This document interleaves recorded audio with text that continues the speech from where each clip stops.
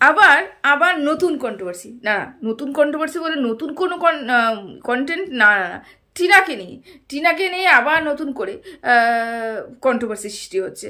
এতদিন টিনার তো দোষ ছিলই, টিনার মা বাবারও দোষ ছিল, এখন পুনরায় আবার টিনার মা বাবাকেই দোষারোপ করা হচ্ছে এবং নোংরার থেকে নোংরা কথা বলা হচ্ছে।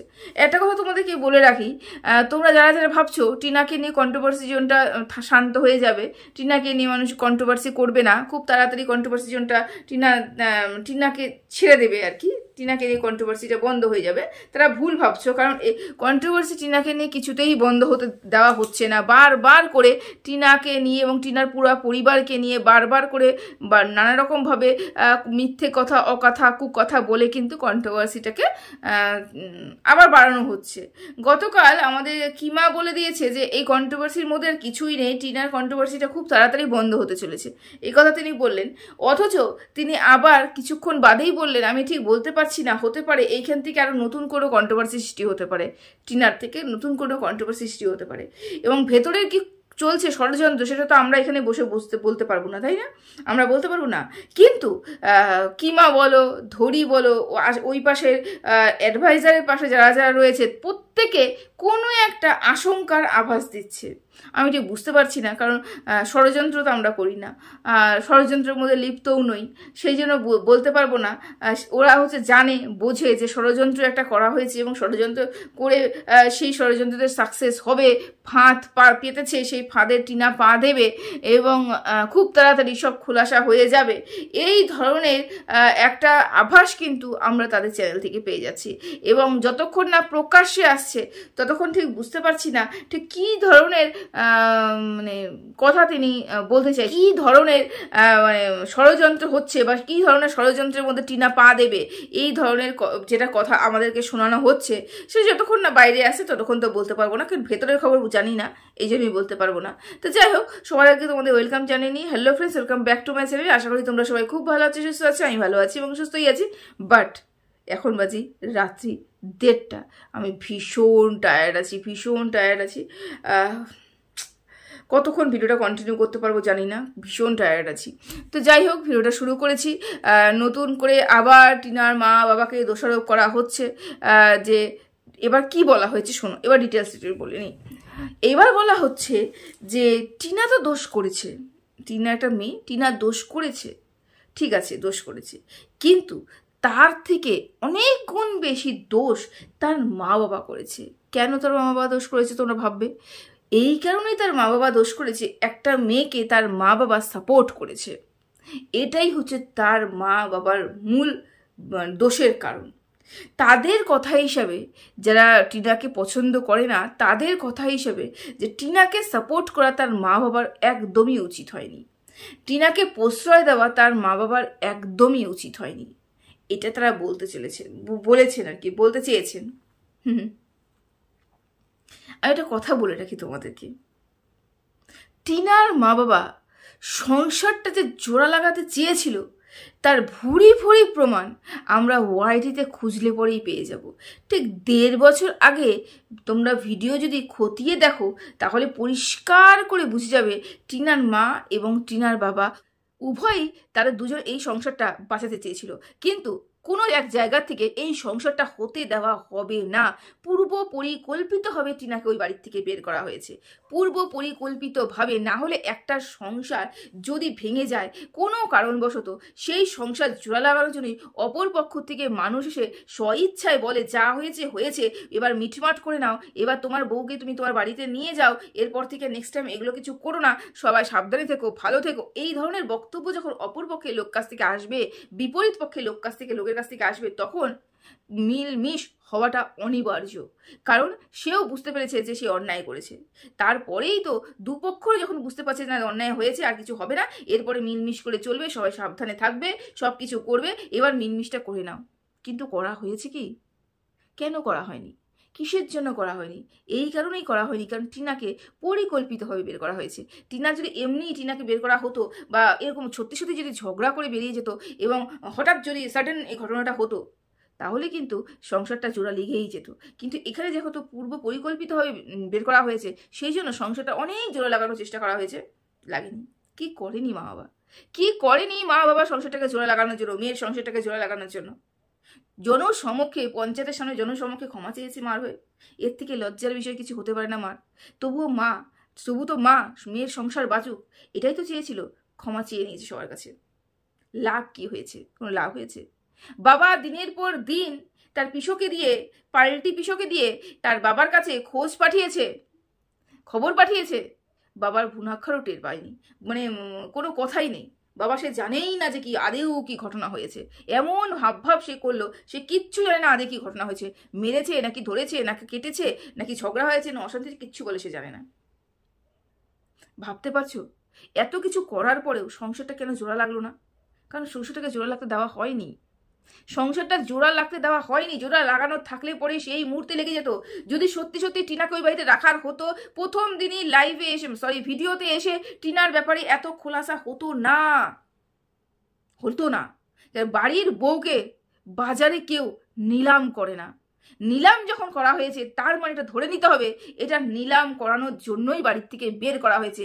হ্যাঁ, হতে পারে ট্যাগটা টিনার উপরে অন্য কিছু বসানো হয়েছে, কিন্তু এটা একটা পরিকল্পিত হবে। টিনার ট্র্যাপে পা দিয়ে ফেলেছে, ফেসে গেছে। এটাই সব থেকে বড় সমস্যা। এটাও যদি আমি না ধরি, মনে করো এই যে বলা হচ্ছে টিনার মা বাবা দোষী, টিনার মা বাবা যে কতটা চেষ্টা করেছিল, এফোর্ট দিয়ে চেষ্টা করেছিল, আমরা কিন্তু দেখেছি। প্রথমত কথা। দ্বিতীয়ত কথা, বলা হচ্ছে তাহলে টিনার মা বাবা টিনার সাথ দিত না, টিনার বাড়িতে ঠাঁই দিত না। তোমরা সবাই জানো টিনার দাদার বিয়ে যখন হচ্ছিল টিনা কিন্তু বাড়িতে ঠাঁই পায়নি। পেয়েছিল কি? ঠাঁই কিন্তু পায়নি। টিনা কিন্তু অন্য কোথাও ঠাঁই নিয়েছিল। তখনও কিন্তু টিনার বাবা মা টিনাকে সাথ দেয়নি।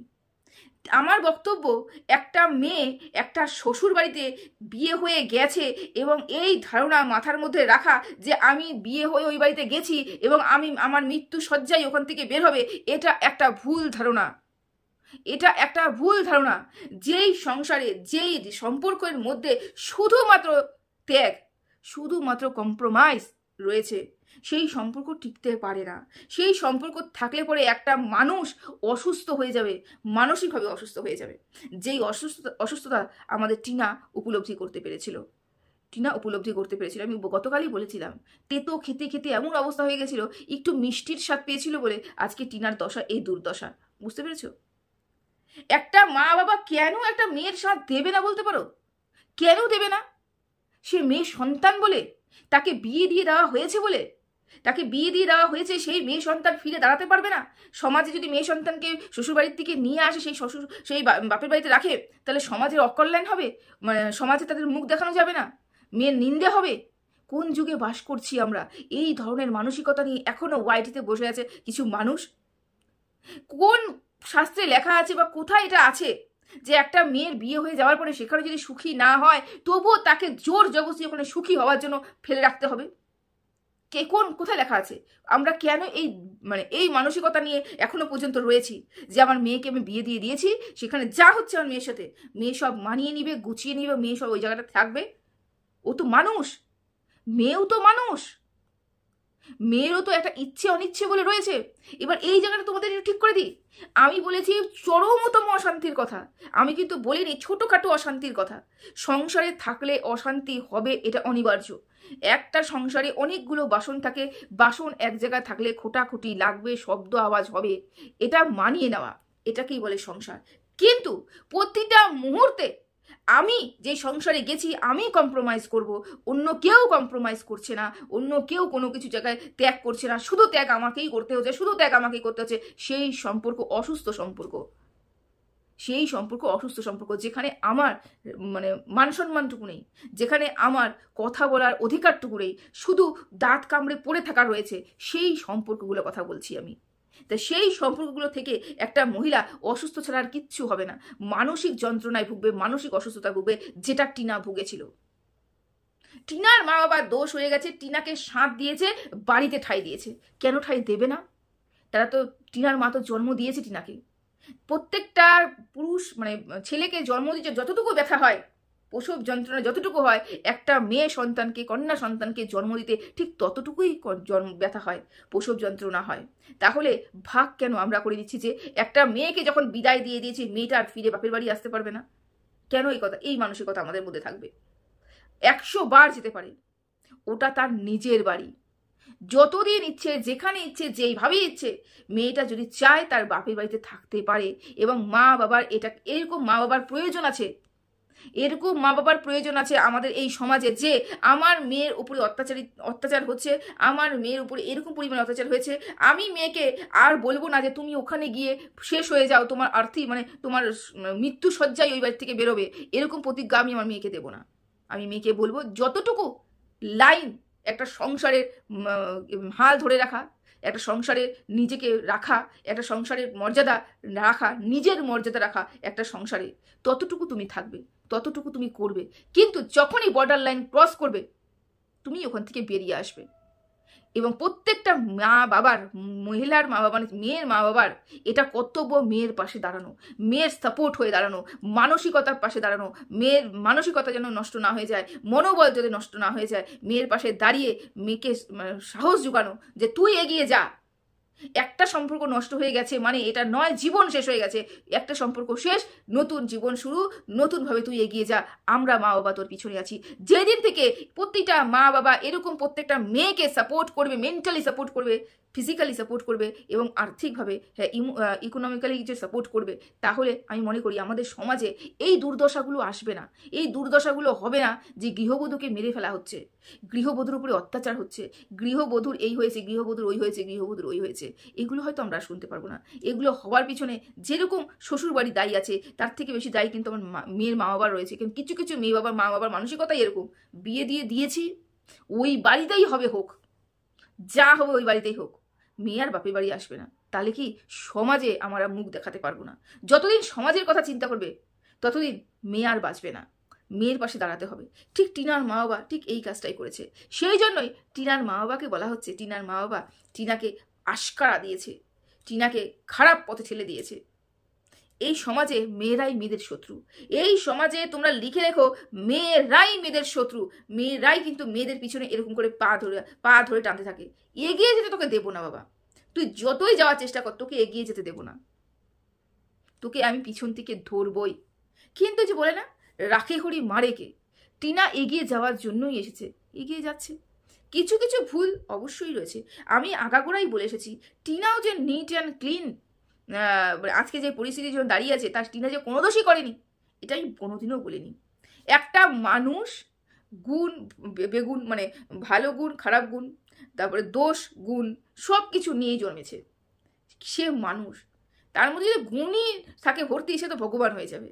তার মধ্যে দোষ এবং গুণ উভয়ই থাকবে। টিনার মধ্যে যেরকম গুণও রয়েছে, দোষও রয়েছে, কিন্তু দোষটা এতটাও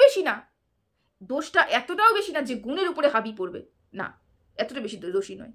এই জন্য টিনার পাশে সে দাঁড়িয়েছিলাম এবং দাঁড়িয়ে আছি তার মনোবল জোগাড় করার জন্য, তার মনোবল শক্ত করার জন্য। এবং আমার মতন আরো অনেক মানুষ দাঁড়িয়ে আছে টিনার পাশে এবং টিনার মা বাবার পাশে। এবং তোমরা বলছো, অনেকে বলছে টিনার মা বাবা টিনার কাছ থেকে পয়সা খাচ্ছে, টিনার মা বাবা টিনার টাকা দিয়েই সংসার চালাচ্ছে, সব কিছু হতে পারে। আমি এটাকে কোনো খারাপ মনে করছি না, আমি কোনো খারাপ মতে নিতেই পারছি না এটাকে।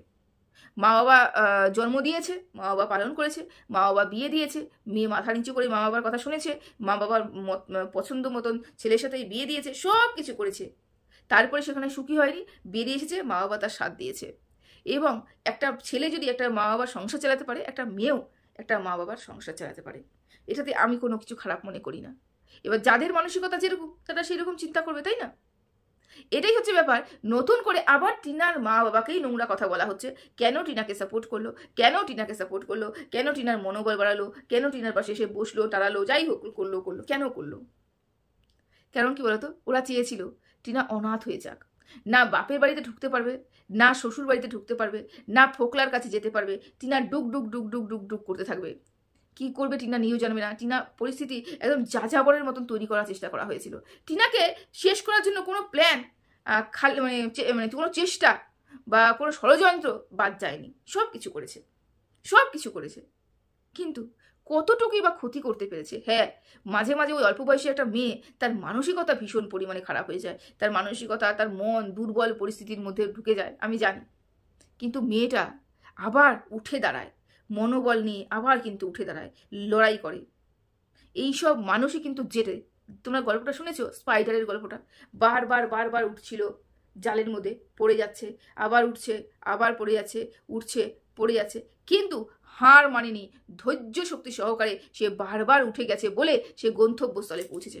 টিনার ক্ষেত্রেও বারবার তাই হচ্ছে, ও যত উঠতে যাচ্ছে তত নিচে পড়ছে, যত উঠতে যাচ্ছে তত নিচে পড়ছে, কিন্তু এই মেয়েটাই গন্তব্যস্থলে পৌঁছবে এবং মাথা চারা দিয়ে দাঁড়াবে একদিন না একদিন। আমার কথাটা মিলিয়ে দিও। তার মনোবল, তার আত্মবিশ্বাস এটা করাবেই করাবে।